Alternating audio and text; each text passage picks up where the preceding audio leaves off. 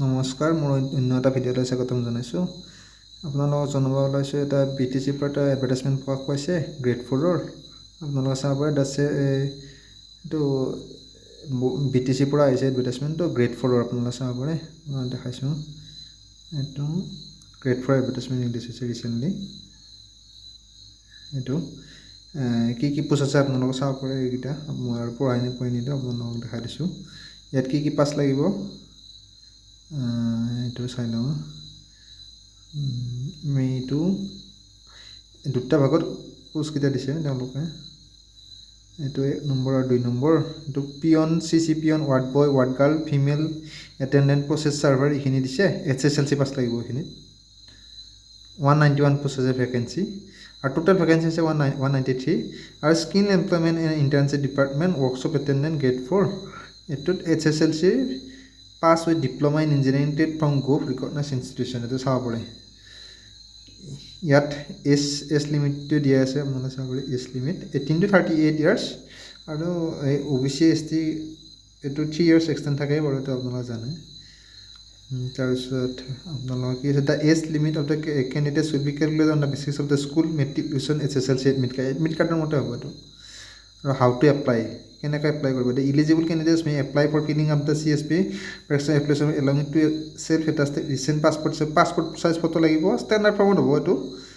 A permanent BTD resident certificate belonging to general categories candidates from VCDC municipally satisfied to be furnished in case of ST SC OBC certificate caste certificate আৰু কি কৈছে general কেণ্ডিডেটছৰ কাৰণে এইটো লাগিব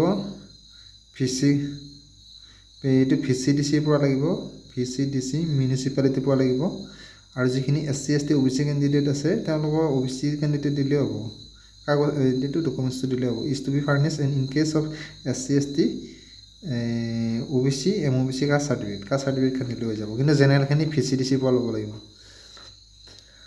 এইটো permanent member হ'ব লাগিব। আৰু এইটো আপোনালোকক জনাওঁ যে এইটো আউট অফ BTR নহয়, অনলি BTRৰ ৰিজনৰখিনিয়ে এপ্লাই কৰিব পাৰিব গ্ৰেড 4-ত। আৰু এইটো আপোনালোকে কেনেকৈ এপ্লাই কৰিব দিয়া আছে। লাষ্ট ডেট আছে 21 ছেপ্টেম্বৰ 21 এইটো দিয়া আছে 2024 up to 5 PM।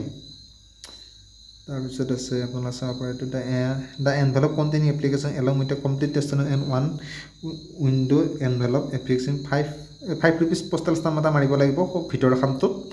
আৰু ষ্টেণ্ডাৰ্ড ফৰ্মত ফিল আপ কৰিব। এই ভিতৰৰ খামটোৰ এপ্লিকেশ্যনখন আপোনাৰ লগত তাত যেতিয়া এডমিট কাৰ্ড আহিব তেতিয়া আহিব এইখন। তাৰ এড্ৰেছটো দি দিব। এইটো কেনেকৈ দিব লাগে, এইটো মানে ভিতৰত এটা খাম থাকিব। খামটোত আপোনালোকৰ এড্ৰেছটো লিখিব এনেকুৱাকৈ ভিলেজ কিবাকিবি ফোন নম্বৰ গোটেইখিনি দিব। আৰু কাষত এটা 5 টকীয়া ষ্টাম্প এটা লগাই ল'ব। সেইটো হ'ব এইখিনি। আৰু মেইন খামটোৰ ভিতৰত ভৰাই দিব। আৰু মেইন খামটোত আৰু এখন দিব ষ্টেণ্ডাৰ্ড ফৰ্মখন লগাই ষ্টেণ্ডাৰ্ড ফৰ্মখন আৰু এই যিটো খাম থাকিল এই খামটোৰ লগত দি দিব। ষ্টেণ্ডাৰ্ড ফৰ্মখন ফিল আপ কৰিব। ইয়াত আৰু আপোনালোকৰ আৰু এটা বস্তু লাগিব এই ষ্টেণ্ডাৰ্ড ফৰ্মখনলৈ। All the eligible candidates applying for all the post of mention above need to treasury challan এখন লাগিব। Payable Kokrajhar treasury only. এইটো আপোনালোকৰ ষ্টেট বেংকবিলাকতো কাটিব পাৰি ট্ৰেজাৰী চালান বা IPO পোষ্টেলত পাব। IPO পোষ্টেলত পাব। আৰু ট্ৰেজাৰী চালানটো এইটো SBI ষ্টেট বেংকত পাই যাব। আৰু এইটো কেনেকৈ কাটিব লাগিব এইটো চাই ল'ব। এইটো আপোনালোকৰ এইটো লাইন লিখিব লাগিব এই ট্ৰেজাৰী চালানখনত। Head of account 8443 civil deposit personnel deposit BTC payable at Kokrajhar এনেকৈ লিখি দিব লাগিব। আৰু ইয়াত কি দিছে এইটো অকল BTC হ'ব লাগিব বুলি লিখা আছে।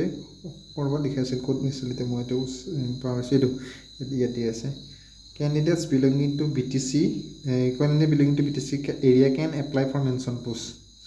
এইটো আউট অফ BTC নহ'ব চাগে। এইটো ৰিজাৰ্ভেশ্যন বুলি 6 চিডিউল নৰ্মছ ঠিকে আছে। আপোনালোকে চাই ল'ব। টোটেল ভেকেঞ্চি আছে 193 আৰু ৰিচেণ্ট এইটো গ্ৰেড 4-ৰ হয়। আৰু ৰিচেণ্ট গ্ৰেড 3 এডভাৰটাইজ প্ৰকাশ পাবলৈ গৈ আছে। কিমান ভেকেঞ্চি আছে এতিয়া আমি গম নাপাওঁ, কিন্তু ৰিচেণ্টলি গ্ৰেড 3 এডভাৰটাইজো আহিব।